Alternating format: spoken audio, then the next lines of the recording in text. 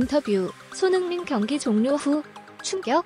우리 팀이 2경기 연속으로 패할 것이라고는 생각하지 못했습니다.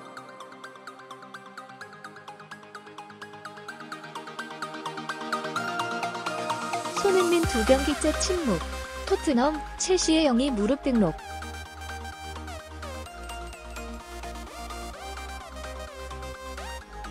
손샤인 손흥민, 토트넘, 내 발끝이 2경기째 침묵했고 토트넘도 첼시의 일격을 당해 2연패에 빠졌다.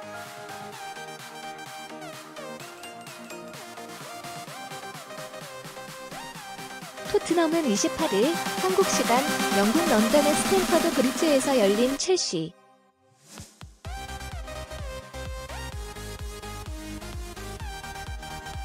와 2018-2019 잉글랜드 프로축구 프리미어리그 28라운드 원정에서 자책골을 합체 0-2로 패했다.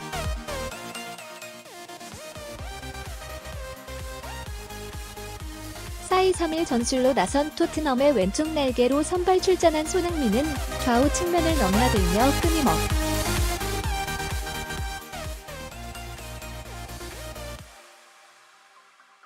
이 공격에 가세했지만 골맛을 보지 못해 2경기 연속 골 침묵을 지켰다.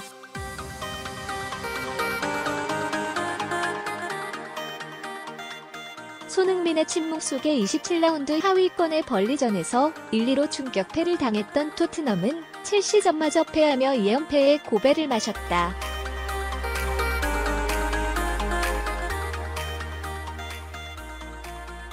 반면 첼시는 후반 12분 터진 페드로의 결승골을 끝까지 지켜내고 승리를 따내면서 최근 카라바오컵 결승에서 불거진 골키퍼 케파 아리사발라가의 교체 거부 소동으로 침체한 팀 분위기를 살려냈다.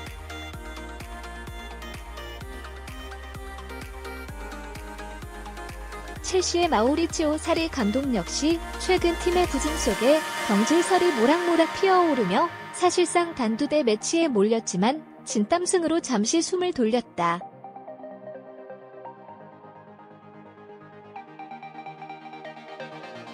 교체 거부 소동의 장본인인 아리사발라가는 선발로 나설 것으로 예상됐지만 사리 감독은 마음을 바꿔 벤치에 앉히고 윌드레도 카바예로에게 골키퍼 장갑을 맡겼다.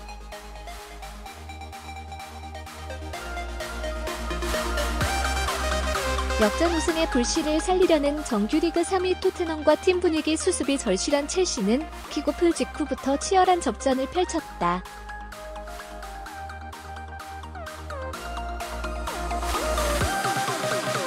토트넘은 전반 6분 만에 첼시의 곤살로 이과인의 슈팅이 오른쪽 골대를 때리고 나오면서 가슴을 쓸어내렸다.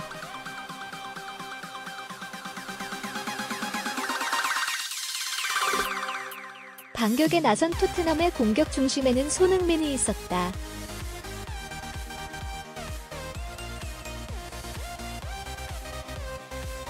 전반 21분 페널티 지역 왼쪽 측면으로 돌파에 들어간 손흥민은 집중 수비에 막혀 슈팅하지 못했다.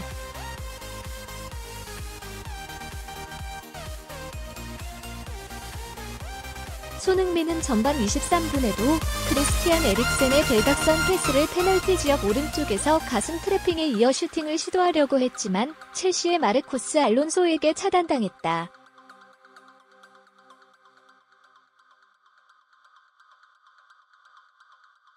(7분) 뒤에도 손흥민은 해리케인의 패스를 받아 오른발 슈팅을 시도하려 했지만 이번에는 다비드 루이스의 발에 막혔다.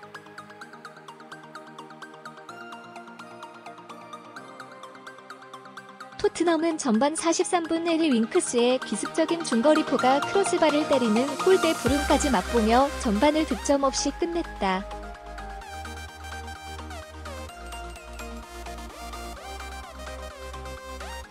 공교롭게도 두 팀 모두 전반전 동안 유효 슈팅 제로였다. 지루했던 영의 공방을 끊어낸 것은 첼시였다.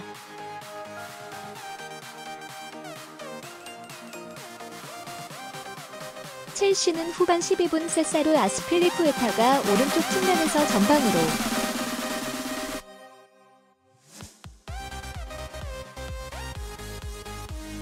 투입한 볼을 페드로가 잡아 골 지역 오른쪽까지 파고든 뒤 강력한 왼발 슈팅으로 토트넘의 골 그물을 흔들었다.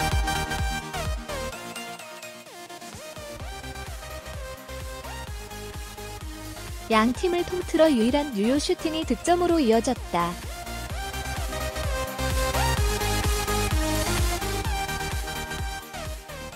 토트넘의 마우리시오 포체티노 감독은 후반 35분 체력이 떨어진 손흥민 대신 루카스 모라를 투입하며 반전을 노렸지만 성과를 내지 못했다.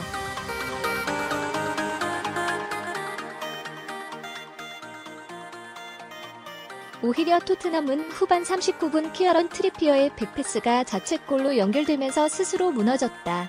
연합뉴스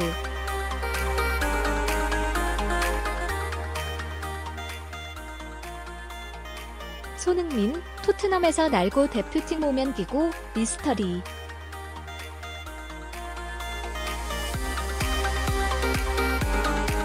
우리도 미스터리한 부분입니다.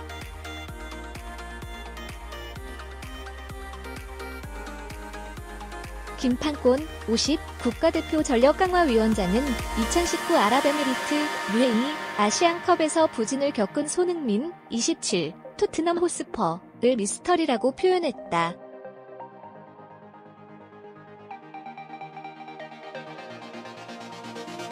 김 위원장은 27일 서울신문로 축구회관에서 아시안컵 결산 브리핑을 열고 지난 1월 아시안컵을 돌아봤다.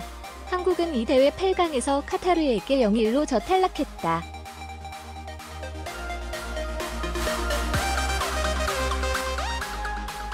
가장 논란이 된 부분은 손흥민의 부진이다.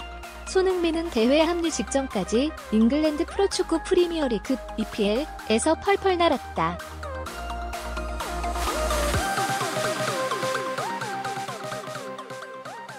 (12월) 한 달 동안 6골 3도움을 기록했다.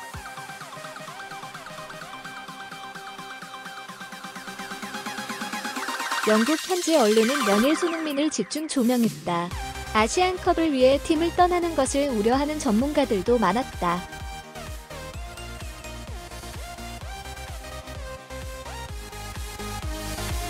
잉글랜드 국가대표 스트라이커 출신 피터 크라우치가 그가 아시안컵으로 가면 그리울 것이라고 말할 정도였다.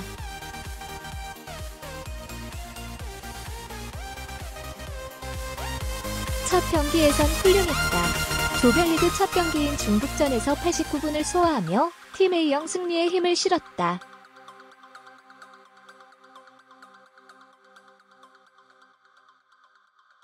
공격 포인트는 없었지만 역시 손흥민이라는 말이 나올 정도로 그라운드 곳곳을 누비며 공격을 견인했다.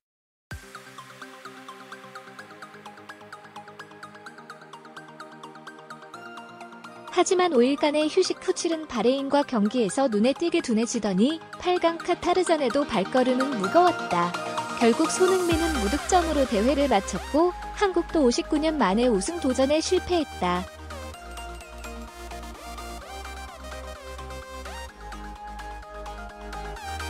손흥민은 대회 종료 직후 UAE에 온 뒤 잠을 제대로 못 자고 체력적으로 어려움을 겪었다고 토로한 바 있다.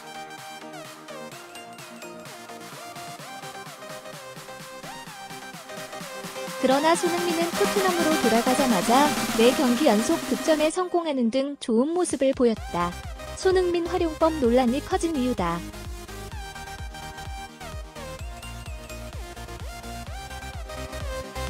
김 위원장은 경기를 치르면서 컨디션을 회복하는 타입이 있고 쉬면서 컨디션을 찾는 타입이 있는데 우리들도 이게 미스터리하다며 아쉬워했다.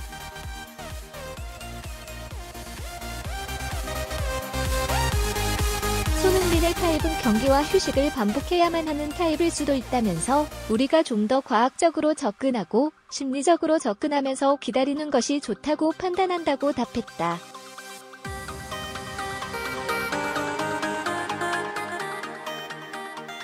그러면서도 결산 보고서에도 나왔지만 이번 대회 기간 주요 선수들의 장점이 살아나지 못했다면서 손흥민 같은 경우는 어느 각도에서든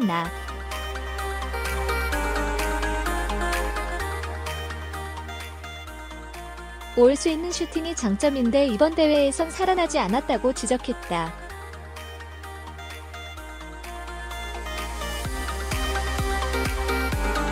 선수들이 부담을 갖는지는 잘 모르겠지만 슈팅을 아끼는 부분이 있었다고 생각한다.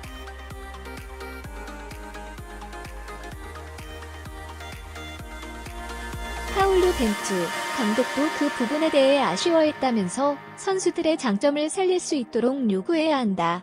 그 부분도 발전해야 한다고 본다고 짚었다.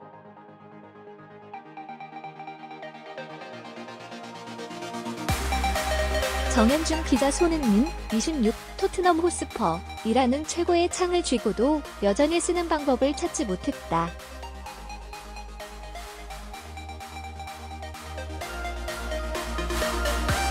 대한축구협회는 27일 오후 2시 축구회관 대회의실에서 2019 아시아 축구연맹 AFC 아시안컵 결산 브리핑을 했다.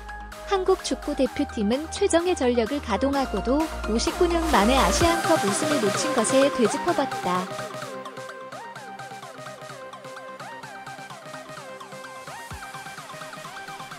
뜨거운 주제는 손흥민이었다. 손흥민은 소속팀 토트넘에서 빛나는 활약을 펼치지만 대표팀에서는 아쉽다.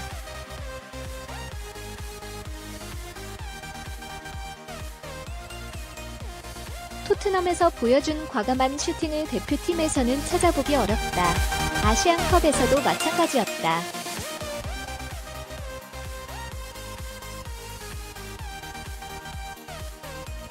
손흥민은 동료들을 살리는 이탈적인 플레이에 초점을 뒀고 직접 해결하기보다 기회를 창출하는 데 힘썼다.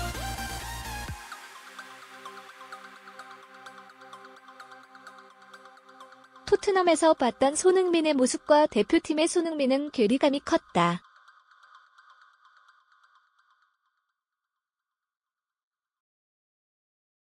파울루 벤투 A대표팀 감독은 손흥민을 한자리에 기용하기보다 여러 위치에서 실험했다.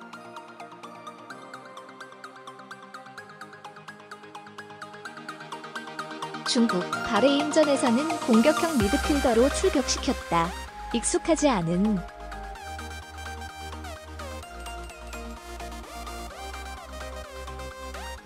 올해도 손흥민은 플레이메이커로서 나쁘지 않은 경기력을 보여줬다. 그러나 기대했던 골은 없었다.